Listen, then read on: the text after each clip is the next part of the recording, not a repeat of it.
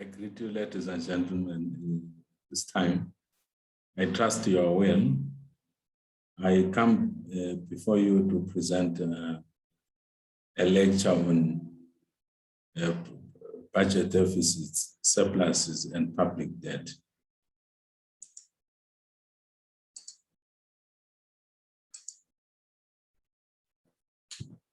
So what we are looking at today is the subject of budget deficits, surpluses, and public debt.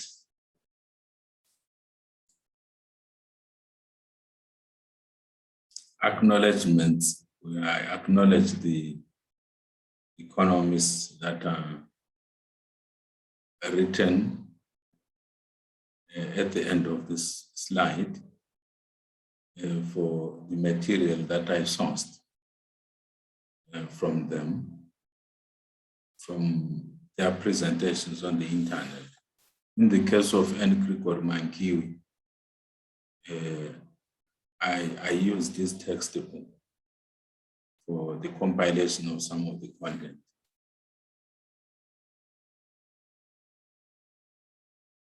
Budget effects of fiscal policy. According to Keynesian theory, the fiscal policy has got potential to solve macroeconomic problems, such as unemployment and depressed economic growth or even low investment.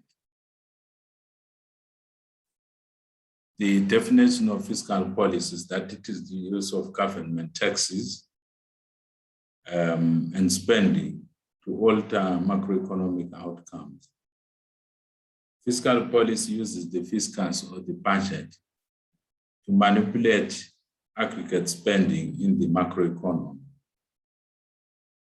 Some of the goals of fiscal policy may include: 1, employment creation or the attainment of full employment. Number 2, increase in national income, which when sustained leads to economic growth. Improvement in living standards or the welfare of the citizens of a particular country or economy. Number 4, attainment of self-sufficiency economically. Number 5, price stability and hence low or moderate levels of inflation. We need to define the terms budget deficits and surpluses so that we will understand the content that we are just about to cover. A budget deficit refers to the amount by which government spending exceeds government revenue from taxation within a fiscal year, which is normally 12 months. A budget deficit is the amount by which the federal government's outlays exceed its revenues in a given year. This is the American definition of a budget deficit, and a budget deficit is considered a flaw. In contrast, national debt refers to the federal government's total indebtedness at a moment in time. So national debt looks at the total indebtedness, the total quantity of debt of government or of the public sector at a moment in time. It's like a photo, a snapshot of the indebtedness of a nation. And it is a stock concept. A budget surplus is an excess of government revenues over government expenditures within a national income accounting period, which is normally 12 months. Budget deficits or surpluses are also synonymous with the concept of the budget position, which may be conceived of as the difference between taxation and the government expenditure.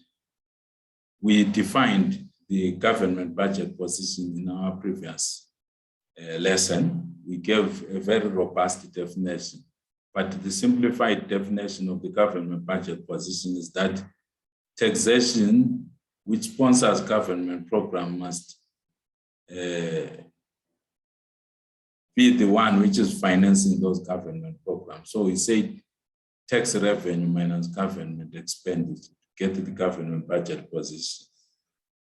If the figure that we get here is positive, it means we've got a budget surplus. If the figure that we get here is negative, it means we've got a budget deficit. If the figure which we get here is 0, it means we've got a balanced budget. So a budget deficit or surplus, a budget deficit is a situation where government spending is greater than tax revenue. A budget surplus is a situation where government spending is less than tax revenue. And the government budget balance is a situation where government spending and tax revenue are equal. The analogs of budget deficits and national debt, the rate at which water is pouring out of the tap, filling up the pool, like maybe a swimming pool, is comparable with the budget deficit, because every year the country or the economy may be incurring a deficit which is contributing to the water in the pool. The total amount of water in the pool represents national debt. So if the tap is turned up or it's completely open, then the deficit increases. If we close the tap a bit, the level of water in the pool, which is national debt, rises slower, at a slower rate. A budget deficit is a situation where spending is greater than tax revenue. It's just a summary. And the budget surplus is a situation where our revenues are greater than spending. National or public debt is the total accumulation of budget deficits minus surpluses of the federal government that the federal government has incurred over time. This applies to the US, to the United States of America. The US securities that are used to mobilize funding for government programs include treasury bills, treasury notes, treasury bonds, US savings, and so on. US savings bonds, and so on. Budget deficits and or surpluses, looking at the case study of the United States of America. When we look at the figures that are presented in these two tables, we see that the revenues for 2000, the revenue was 2,025 trillion. For 2001, it was 1,991 trillion. For 2002, the revenues were going down 1,853 trillion. 2003, 1,782 trillion. The outlays, which represent an outflow, minus the outlays, which is government spending, of 1,789 trillion for 2000, which gives us a surplus of 236 billion. So in 2000, there was a budget surplus. The same goes for 2001. There was also a budget surplus of 127 billion. And then in 2002, because the expenses were greater than the revenues, government spending was greater than government revenue, there was a budget deficit of 158 billion. And then the budget deficit, they continued to be incurred 2003 and 2004 and 2005, though there was a decline between 2004 and 2005, which decline was sustained up to 2006. The Keynesian view. Budget deficits and surpluses are a routine feature of counter-cyclical fiscal policy or built-in stabilizers. We are going to explore more of these built-in stabilizers during the course of this presentation. And also in our future set of notes where I will be presenting about fiscal policy. The goal of macro policy is not to balance the budget, but to balance the economy at a full employment level of national income. In practice, it's not easy for real world economies to balance their budgets because of a number of factors, some of which are listed below. Number one, calamities such as floods, COVID-19, cyclones, and earthquakes. We also have got volcanoes in countries like Indonesia as well. Number two, events such as wars, diplomatic and political problems. They may disturb government budgets. Fiscal indiscipline, or what is known as fiscal profligacy. Spending what an economy earns requires a lot of discipline on the part of the government and its affiliated agencies, which is difficult in practice due to a number of factors, politics, and the host of other factors. And then negative expectations due to adverse or unfavorable events may lead to an unbalanced budget. Climatic problems, such as global warming. Climatic problems such as global warming may negatively impact any attempts to balance the budget. Commodity price dynamics. Commodities such as oil, gold, platinum, copper, and so on, they experience a lot of volatility in their prices. And the countries that depend on these commodities, they experience a lot of budget problems. This is true of the Gulf economies. When the price of oil per barrel collapsed a few years ago, it led to very serious implications on their budgets. It led to very serious implications on their budgets. And then we look at discretionary versus automatic spending.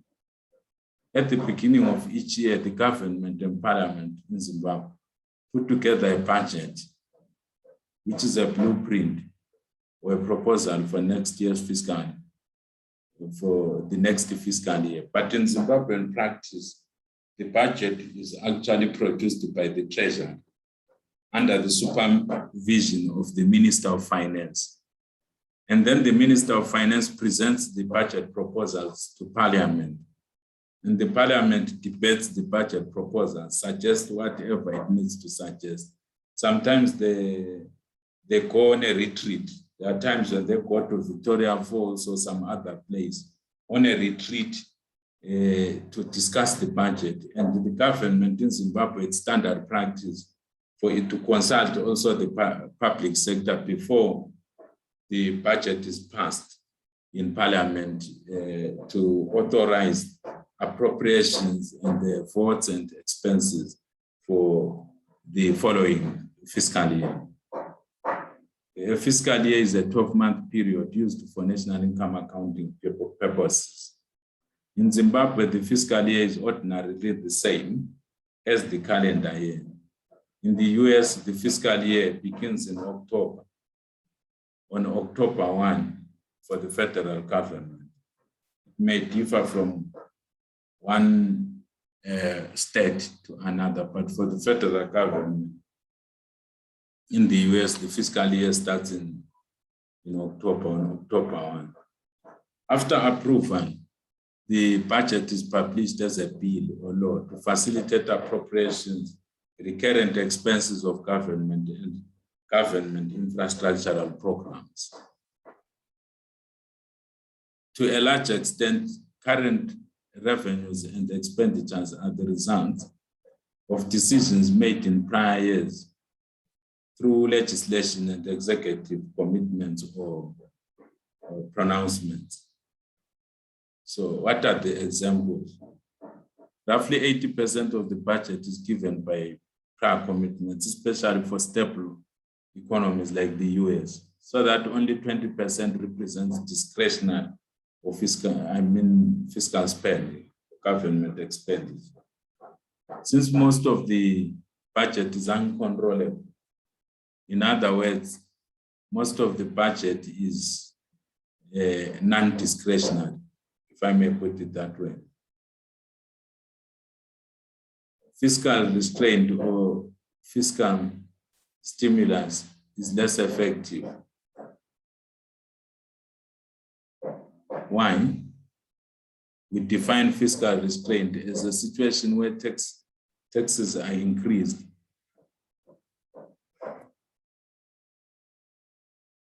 and/or spending reductions intended to reduce or shift the aggregate demand function or the aggregate expenditure schedule. If we use the Keynesian cross diagram, it will be the aggregate expenditure schedule. But if we are within the realm of the general price level and national income, then we talk in terms of aggregate demand. The fiscal stimulus, these are tax reductions or spending increases intended to shift or increase aggregate demand or aggregate expenditure. Automatic stabilizers. These are automatic budget fluctuations which are occasioned by changes in the business cycle. They tend to operate counter-cyclically. If the economy is moving towards a boom, more money is extracted from the corporate and personal income sectors of the economy as a taxation. And when the economy is moving towards a recession, progressive taxes will be taken less from the private sector, from employees, and also from their employers, that is the private sector.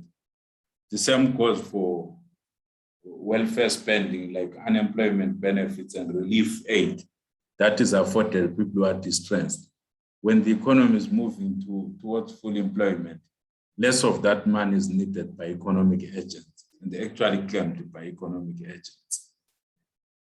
Some items on the budget may actually change with economic conditions irrespective of government plans.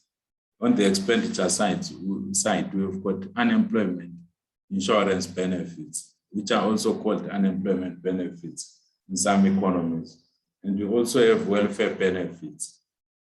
On the revenue side, we have got income taxes, progressive taxation is a classic example of this. And then we've got corporate taxes. The stabilizing effect is in the sense that the counter-cyclical response to changes in national income will be less than what could have happened if the automatic stabilizer was not embedded into the macroeconomy. These income transfers act as automatic stabilizers, the transfers that are given to people as an unemployment insurance benefit and as a relief aid, for instance. Income transfers, these are payments to individuals for which no current goods or services are exchanged, such as social security, welfare, and unemployment benefits. Automatic stabilizers are government expenditure or revenue items that automatically respond counter-cyclically to changes in national income.